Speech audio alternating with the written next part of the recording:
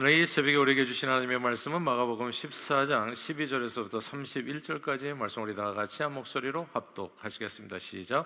무교절의 첫날 곧 유월절 양 잡는 날에 제자들이 예수께 여짜오되 우리가 어디로 가서 예수님 선생님께서 유월절 음식을 잡수시게 준비하기를 원하시나이까 하며, 예수께서 제자 중에 둘을 보내시며 이르시되 성내로 들어가라. 그리하면 물 한 동이를 가지고 가는 사람을 만나리니 그를 따라가서 어디든지 그가 들어가는 그 집 주인에게 이르되 선생님의 말씀이 내가 내 제자들과 함께 유월절 음식을 먹을 나의 객실이 어디 있느냐 하시더라 하라. 그리하면 자리를 펴고 준비한 큰 다락방을 보이리니 거기서 우리를 위하여 준비하라 하시니, 제자들이 나가 성내로 들어가서 예수께서 하시던 말씀대로 만나 유월절 음식을 준비하니라. 저물매 그 12를 데리고 가서 다 앉아 먹을 때 예수께서 이르시되 내가 진실로 너희에게 이르노니 너희 중에 한 사람 곧 나와 함께 먹는 자가 나를 팔리라 하신대, 그들이 금신하며 하나씩 하나씩 나는 아니지요 하고 말하기 시작하니, 그들이 이르시되 그들 12 중에 하나 곧 나와 함께 그릇에 손을 넣는 자니라. 인자는 자기에게 대하여 기록된 대로 가거니와 인자를 파는 그 사람에게는 화가 있으리로다. 그 사람은 차라리 나지 아니하였더라면 자기에게 좋을 뻔하였느니라 하시니라. 그들이 먹을 때 예수께서 떡을 가지사 축복하시고 떼어 제자들에게 주시며 이르시되 받으라, 이것은 내 몸이니라 하시고, 또 잔을 가지사 감사기도 하시고 그들에게 주시니 다 이를 마시매 이르시되 이것은 많은 사람을 위하여 흘리는 나의 피 곧 언약의 피니라. 진실로 너희에게 이르노니 내가 포도나무에서 난 것을 하나님 나라에서 새 것으로 마시는 날까지 다시 마시지 아니하리라 하시니라. 이에 그들이 찬미하고 감람산으로 가니라. 예수께서 제자들에게 이르시되 너희가 다 나를 버리리라. 이는 기록된 바 내가 목자를 치리니 양들이 흩어지리라 하셨음이니라. 그러나 내가 살아난 후에 너희보다 먼저 갈릴리로 가리라. 베드로가 여짜오되 다 버릴지라도 나는 그리하지 않겠나이다. 예수께서 이르시되 내가 진실로 내게 이르노니 오늘 이 밤 닭이 2번 울기 전에 내가 3번 나를 부인하리라. 베드로가 힘있게 말하되 내가 주와 함께 죽을지언정 주를 부인하지 않겠나이다 하고 모든 제자도 이와 같이 말하니라. 아멘.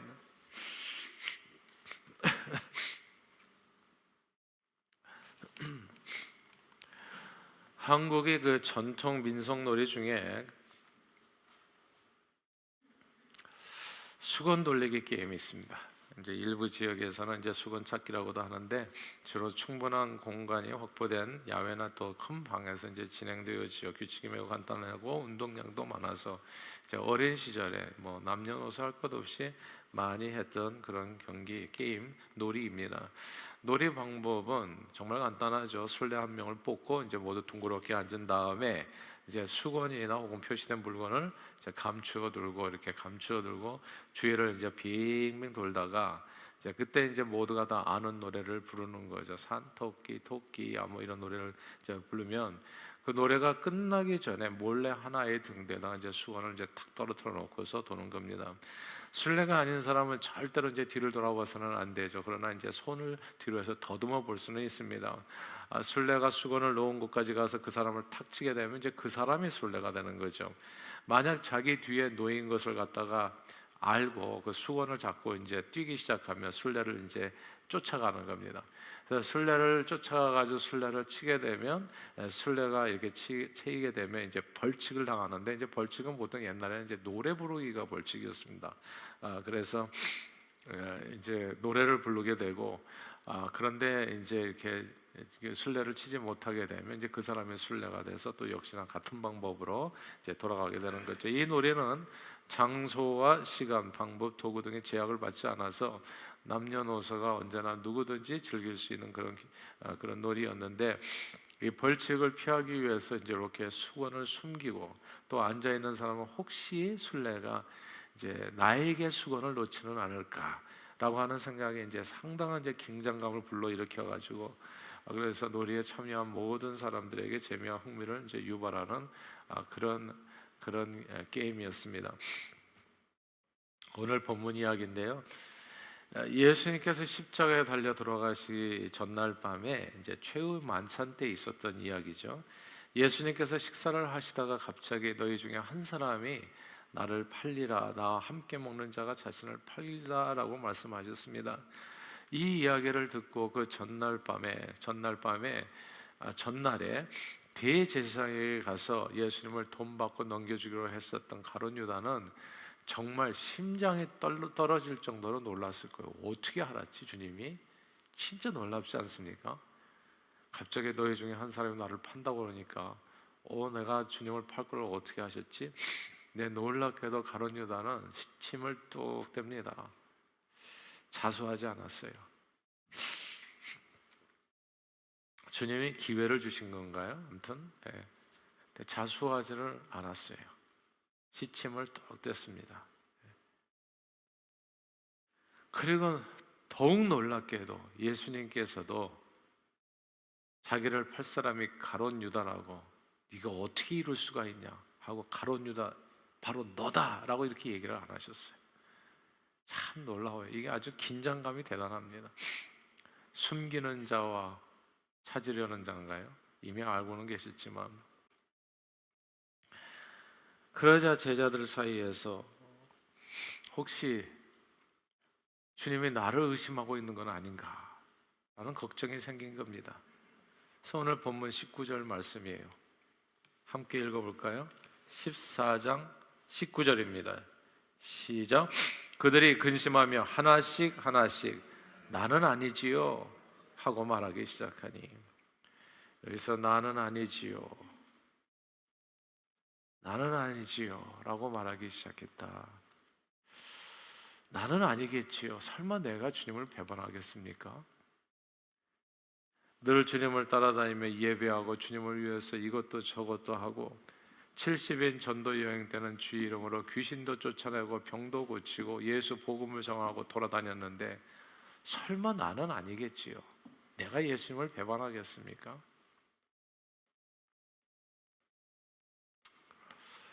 여러분들은 어떠세요? 예수님은 분명히 열둘 중에 누가 자기를 파는 사람인 줄 아셨습니다. 그럼에도 불구하고 마치 수건 돌리기 놀이처럼 상대방이 철저하게 모르게 했어요. 수건이 누구한테 떨어지는지 이미 술래는 이제 마음에 결정하고 돌죠. 저 사람한테 내가 놔야 되겠다. 저 사람이 그 다음 날 탈깃이다. 저 사람이 술래가 되는 거다. 그런데 앉아있는 사람은 아무도 몰라요. 긴장감이 대단한 거죠. 나는 아니겠지요. 설마 내가 술래겠습니까? 가룟 유다도 그냥 시침을 뚝 떼고 예수님과 함께 앉아서 같은 밥그릇에서 음식을 집어서 식사를 했습니다. 질문은 이런 거예요. 왜 예수님께서는 가룟 유다가 자신을 판다고 말씀하지 않으셨을까요? 중요한 이유 중에 하나가 또 오늘 본문에 나와 27절 말씀인데요. 우리 한번 읽어볼까요? 27절입니다. 이번에는 27절 시작. 예수께서 제자들에게 이르시되 너희가 다 나를 버리리라. 이는 기록된 바 내가 목자를 치리니 양들이 흩어지리라 하였습니다. 아멘. 여기서 너희가 다 나를 버리리라라는 구절을 주목해야 됩니다. 조금 아까는 한 명이라고 그랬는데 이제는 다라고 그러시는 거예요. 이 예수님의 말에 베드로가 발끈했습니다. 힘있게 말합니다. 이 다른 모든 제자들이 다 예수님을 버릴지라도 저는 죽을지언정 예수님을 버리거나 떠나지 않겠습니다.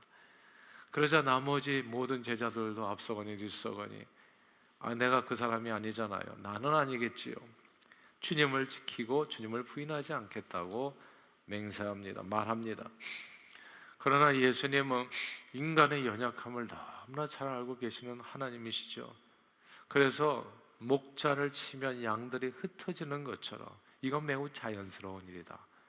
목자를 치면 이 예가 되게 중요한데요. 목자를 치면 양들이 흩어지는 것처럼 너희가 나를 부인하는 것은 어쩌면 너무너무 자연스러운 일이다. 목자를 치니까 양들이 어떻게 돼요? 흩어지잖아요. 양들이 거기서 지조를 지켜 난 목자와 같이 죽겠습니다. 이런 양이 있습니까? 목자가 쓰러지면 양들은 흩어지는 게 당연한 것처럼 너희가 나를 다 버리고 떠나게 되리라. 그리고 목숨을 걸고 맹세한 베드로, 이 양 고집센 양이죠. 이 베드로가 어떻게 보면 항상 자기 주장에 강하고, 목자를 치면 양들이 흩어진다고 그러는데도 이 양 끝까지 자기는 목자를 지키겠다고 나서는 거예요. 목자와 함께 목숨을 바치겠다고 양이 감히. 그 베드로를 향해서는 오히려 오늘 이 밤 닭이 2번 울기 전에 3번 네가 나를 부인하리라 말해 주었습니다. 예수님은 처음부터 끝까지 모든 사실을 다 알고 계셨지요. 누가 예수님을 근 30에 팔고 나머지 제자들은 어떻게 예수님을 버리고 도망치고 목숨을 걸고 지키겠다고 말한 베드로까지도 어떻게 예수님을 부인하는지 예수님은 모든 사실을 확실하게 알고 계셨습니다. 사실은 가룟 유다만 예수님을 판 것이 아니라 어떤 의미에선 모든 이들이 예수님께 등을 돌렸다고 말할 수 있을 겁니다. 자, 이제 그렇다면 중요한 질문은 이거예요. 올해는 이제 누가 예수님을 팔 것인가가 관건이에요. 항상 보면은 누가 이 짓을 했어, 누가 저것을 일을 벌렸어요, 그거 누가 책임을 져야 되죠. 우리는 누가를 막 찾아다녀요. 누가 잘못하는가, 누가 최고로 잘하는가, 누가 1등인가, 누가 신앙생활을 잘하는가. 이제 이게 누구를 찾아다니는데 이게 질문이 그게 아니에요. 왜 예수님께서는 모두가 다 예수님을 배반하고 버리고 떠나고 부인하게 될 것을 최후의 만찬 시간에 말씀해 주셨을까? 이게 더 중요한 질문이죠. 누가 부인할까? 여기는 누가? 나는 아니지요. 설마 나는 아닐 거야. 다른 사람은 모르겠어요. 나는 아니에요. 근데 예수님은 그게 중요한 게 아니에요. 너희는 다 나를 부인하고. 그게 중요한 질문이 아니라 왜 이 말씀을 마지막 순간에 해주셨을까? 만약 예수님께서 오늘 본문에서 베드로가 3번 부인할 것을 말씀해 주지 않았다고 한번 가정해 보십시다. 오케이, 왜 이런 쓸데없는 얘기를 해가지고 마지막 순간에 정말 이렇게 사람들의 마음을 아프게 하셨을까? 왜 얘기했다고 생각하세요? 이 말씀. 근데 그 왜 얘기했는지는요, 만약에 얘기하지 않았다면 어떻게 되었을까를 생각해 보면 알 수 있어요. 그 이야기를 만약에 마지막 순간에 사전에 너희가 다 나를 버리라는 주님의 말씀을 듣지 않았다면 베드로는 어쩌면 자책감에 맹세했잖아요. 자기가 예수님 안 버리겠다. 근데 닭 울기 전에 네가 나를 3번 부인하여, 이 말씀 만약에 안 들었다고 생각해 보세요. 그러면 너무나 큰 자책감에 자존심도 상하고 다시는 예수님 얼굴을 보지 않았을지, 혹은 정말 가룟 유다처럼 자기 목숨을 끊었을지도 몰라요. 자기가 자기를 견디지 못해서. 다른 제자들도 맹세를 저버리고 예수님을 부인했다는 사실에 죽을 때까지 죄책감에 시달리면서 폐인 같은 인생을 살았을지 몰라요. 내가 정말 죽일 사람이죠. 내가 그렇게 예수님을 안 버리겠다고 했는데 그 마지막 순간에 닥치니까 나 예수님을 부인했습니다, 버렸습니다 하면은 그 마지막 순간까지, 죽을 때까지 그 죄책감에 예수님 얼굴에 보지도 못하고 그렇게 방황하다가 죽었을 거예요. 근데 사전에 너희가 다 나를 버리리라, 자, 목자를 치면 양들이 흩어지는 것처럼 이 매우 자연스러운이라는 이 주님의 말씀을 들었기 때문에 제자들은 나중에 예수님을 버리고 떠난 후에 다시 자신의 잘못을 회개하고 주님 앞에 돌아올 수 있는 용기를 갖게 되지 않았을까 생각하는 겁니다. 사실 생각해 보세요. 우리도 정말 뻔뻔하지 않아요? 지난 한 주간도 생각하면, 어제 우리 밤에 와서 금요 밤 기도에 기도하는데 정말 저도 제 사실 생각해도 나도 진짜 뻔뻔하다는 생각이 들더라고요. 근데 이 말씀이 진짜 저는 위로가 돼요. 항상 넘어져 보면, 항상. 그리고 항상 딴짓하고. 우리는 다 양 같아서 각기 제 길로 가는데 정말 도 같은 사람들이에요. 잠깐 하면 무궁화 꽃이 피었습니다. 또 이렇게 딴짓하고 있어. 주님 앞에서 자꾸 멀어지고 있어요. 근데 주님께서는 내가 얼마나 연약한지를 이미 다 알고 계시다는, 목자를 치면 양들이 흩어지는 것처럼 너는 나를 항상 부인할 수 있는 사람이다. 이 얘기를 해준 거예요. 선인도 없고 의인도 없고 모든 사람이 저를 하나님의 영광이지. 이게 던이에요, 던. 아무런 희망이 없는 인생이라는 것을 주님이 아셨다는 게 중요해요. 아셨다. 내가 어떤 존재인지를 주님은 뼛속까지, 나보다도 나를 잘 아신다는 거. 이게 도대체 무슨 의미입니까? 3일 굶으면요 다음 뛰어넘지 않은 사람이 없다고. 살과 피를 가진 연약한 인생은 극한 상황에 몰리면 누구나 다 자연히 극단적인 생각을 하게 된다는 거예요. 이 말이 무엇을 의미하냐 하면, 구원은, 저와 여러분들에게 있는 구원은 우리 자신의 힘과 의지와 능력이 아니라는 뜻이에요. 그래서 오직 하나님의 은혜라는 사실입니다. 하나님의 은혜로만 구원을 받는다. 오늘 이 아침에도 어떻게 우리가 이 자리까지 나왔겠습니까? 하나님의 은혜로 나온 거죠. 사실 내가 무슨 의지와 힘이 있었겠습니까? 하나님께서 나를 붙들어서 어젯밤도 이렇게 오늘 새벽에 잠을 깨워주시고 나를 강권해가지고 이 자리에 와 있는 거잖아요. 또 이런 강권적인 사랑도 있더라고요. 그냥 목회자가 그냥 오라오라 해가지고 마지못해서 오는 사람도 있어요. 근데 이것도 또 강권적인 사랑이에요. 또 그런 부모를 만나가지고 마지못해서 끌려 나오듯이 교회 오는 것도, 이것도 생각하면 하나님의 은혜. 돌이켜보니까 저는 어렸을 때 정말 우리 어머니가 너무너무 힘들게 하셨어요. 교회 가라고. 그러니까 이 교회 안 가면 죽는 줄 알고. 근데 이게 굉장히 부담이었는데 나중에 보니까 강요된 은총이 그런 거더라고요. 그래서 제가 말씀을 이해하게 된 거예요. 성령이 드라이브 아웃 했다고. 그 광야로 예수님을 몰아낼 때, 3가지 시험 받을 때 왜 그게 성령님이 드라이브 아웃 막 채찍을 들고서 뭐라고 하듯이 왜 그렇게 했나? 그게 다 강요된 은총이더라고요. 나는 이런 귀한 부모님을 만나가지고 그래서 교회 강요된 은총으로 신앙생활을 하게 되고 구원을 알게 된 거 아니겠어요? 이게 모든 게 생각해 보니까 내 힘이 아니야. 내가 가만 놔뒀으면 내가 어떻게 됐겠어요? 정말 강물은 흘러 바다로 가는 것처럼 나는 하나님을 멀리 떠나서 살았을 겁니다. 다 알고 보니까 연약한 나를 위해서 베풀어 주신 하나님의 은혜였다는 것을 깨닫게 돼요. 사람이 얼마나 연약하냐면요, 옛날에 중앙정보 고문실에 끌려가면 사람들은 이미 끌려가기도 전에 혼이 반쯤 나가가지고 와 물어보기도 전에 다 자기가 분다고 하더라고요. 그냥 이 물어보는 질문의 답이 아니라 묻지 않은 죄까지도 다 쓴다는 거예요. 자기가 뭐 어렸을 때 무슨 짓을 했는지부터. 그러니까 없는 죄도 만들어내는 게 결코 어려운 일이 아니겠죠. 우리는 모두 이렇게 생각해요. 나는 아니죠. 나는 적어도 예수님을, 이렇게 평범할 때는 그래요. 나는 적어도 예수님을 부인하지 않으리라고 믿고 싶어 하지만 주님은 이미 우리의 연약함을 누구보다도 잘 알고 계십니다. 사람의 의지로는 그 누구도 구원에 이를 수 없습니다. 구원은 오직 하나님의 은혜일 뿐이라는 것을 오늘 본문을 통해서 주님께서 우리에게 알려주시는 거예요. 가룟 유다를 포함해서 지금까지 3년 반 동안 예수님을 그렇게 죽자사자 따라다녔던, 모든 것을 버리고 주님을 따랐다고 생각했던 베드로까지도 다 인간적인 의지로는 주님을 따를 수 있는 사람이 한 명도 없다는 거예요. 그러면 뭐겠습니까? 오늘 본문에 얘기한 것처럼 이 에피소드 속에 성찬식이 들어가 있잖아요. 이것은 너희를 위해서 흘리는 피, 나의 언약의 피라고요. 오직 예수 보혈의 능력으로만 우리가 구원을 받을 수 있고 사람답게 살 수 있고, 그 피를, 공로를 의지할 때만 우리가 예수 이름으로 승리하는 삶을 살 수 있다. 오늘 성경은 말씀해 주시는 겁니다. 그러므로 오늘 말씀을 붙들고 늘 예수만을 의지하는 저와 여러분들이 되기를 바라고, 내 자신을 의지하는 것이 아니라 내 자신의 삶을 항상 하나님 앞에, 하나님, 나는 죄인입니다. 나는 내 안에는 그 어떤 선한 것도, 그리고 어떤 선한 의지도 없습니다.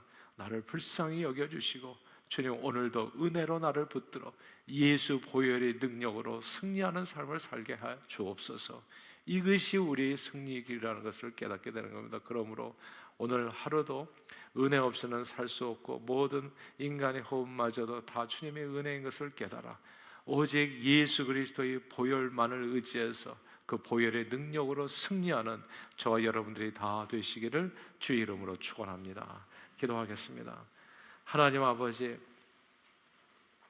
나는 아니지요. 나는 주님을 안 부인할 것 같지만 우리는 연약합니다. 언제나 주님을 부인하고 우리는 다 양 같아서 항상 주님을 버리고 떠나고 각기 제 길로 가는데 도 같은 사람들입니다. 그러나 이런 인생들을, 연약한 인생들을 불쌍히 여겨 예수님께서는 자신의 살과 피를 다 내어주심으로 오직 은혜로 인하여 믿음으로 말미암아 구원을 얻을 수 있는 길을 열어주셨습니다. 그러므로 아무 육체도 자랑할 수 없다고요. 하나님, 오늘 이 자리에 서게 된 것도 주님의 은혜인 줄 믿사오니 앞으로 남은 인생도 주여 우리를 불쌍히 여겨 주님이 은혜의 장중에 붙들림 받아서 오직 예수 보혈의 공로를 믿음으로 그 은혜로 인하여 구원을 얻고 승리하는 저들의 삶이 되어 오대양 육대주를 들어다니며 예수 복음의 증인으로서 온전히 쓰임받는 저희 모두가 되도록 오늘 이 아침에도 성령님 충만하게 함께해 주시고 역사해 주시옵소서. 예수 그리스도 이름으로 간절히 기도하옵나이다. 아멘.